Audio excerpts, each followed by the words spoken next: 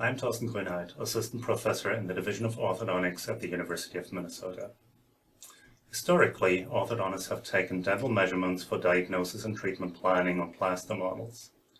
Technological advances now allow us to take these measurements on digital models, and more orthodontists are implementing these models in their practice.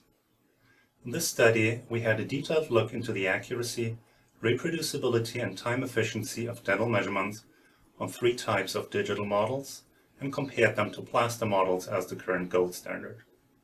Specifically, we used E-models from Geodiamond, Minnesota, SureSmell models from Orometrics in Texas, and Anada models from Anadamash in California. We used the pre-treatment models of 30 consecutive patients for the study.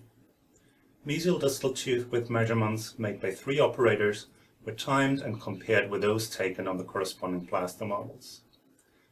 The measurements on SureSmell models had a small negative bias, which means a tendency to underestimate tooth width when compared with plaster models, whereas those on E models and Anada models had a positive bias.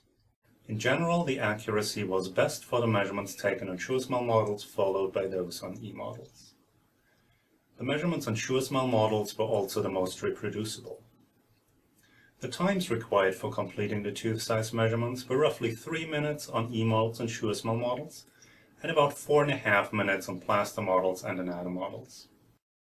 Although the plaster models were used as a reference to which the digital models were compared, they allowed neither the most reproducible nor the quickest measurements. Now, what does all that mean for your clinical practice? If you're considering making the step from plaster to digital models, you can be confident that the measurements taken on these models can be as accurate as, and may be more reproducible and faster than those taken on traditional plaster models. As orthodontic technology continues to progress, we may even see digital models replace plaster models as the gold standard. If you're interested in more details, have a look at our paper in the February 2014 issue of the AJODO. Enjoy the read.